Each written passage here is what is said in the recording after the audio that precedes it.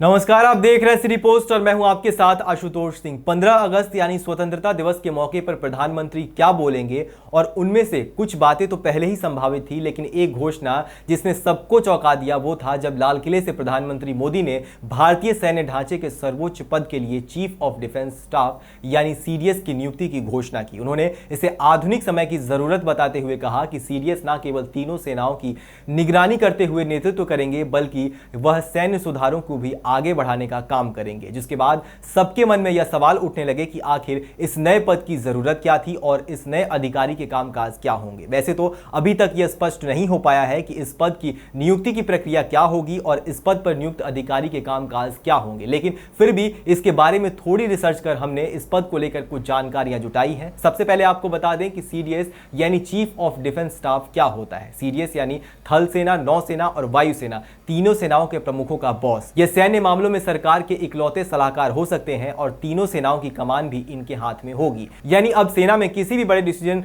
लेने हो तो सीडीएस अकेला ले सकता है। हालांकि सीडीएस कैसे नियुक्त होगा, कैसे काम करेगा, इसकी जिम्मेदारी क्या होगी, इसको लेकर अभी भी स्पष्टता नहीं है। विश्लेषकों का मानना है कि यह पद थल सेना, नौसेना और वायुसेना के किसी वरिष्ठ अधिकारी को मिल सकता है। माना जा रहा है कि सेना के किसी अधिकारी को प्रमोट किए जाने से उन्हें सैन्य मामलों की जानकारी रहेगी। हालांकि रक्षा सचिव की नियुक्ति के लिए किसी सैन्य सेवा के अनुभव की जरूरत नहीं होती है। मोदी की घोषणा चौंकाने वाली एकदम नहीं थी। यह ऐसा फैसला है जिसे पहले हो जाना चाहिए था। प्रत्यक्ष या अप्रत्यक्ष तरीके से प्रधानमंत्री मोदी इसका जिक्र कई बार कर चुके हैं। दिसंबर 2015 में नौसेना के विमान वाहक पोत आईएनएस विक्रमादित्य पर सवार होकर उन्होंने कंबाइंड कमांडर्स कॉन्फ्रेंस को संबोधित किया था। इसमें उन्होंने कहा था कि संयुक्त रूप से शीर्ष अधिकारी की जरूरत लंबे समय से बनी हुई है। सेना के वरिष्ठ अधिकारियों को तीनों सेनाओं के कमांड का अनुभव होना चाहिए। हमें वरिष्ठ सैन्य प्रबंधन में सुधार की भी जरूरत है। अतीत में दिए गए कई सैन्य सुधारों के प्रस्तावों को लागू नहीं किया जा सका है, यह दुखद है। मेरे लिए यह प्राथमिकता का विषय है। आपको अगर यह बताएं कि अभी भारत की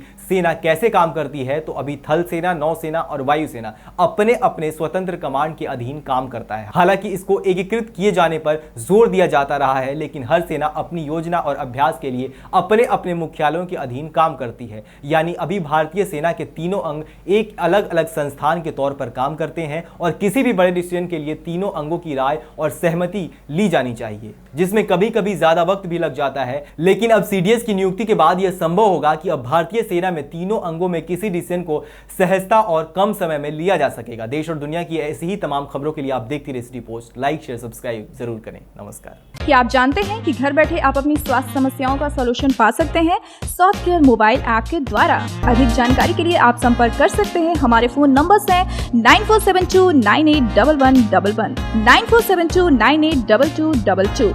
soft care app, solution at your finger tips.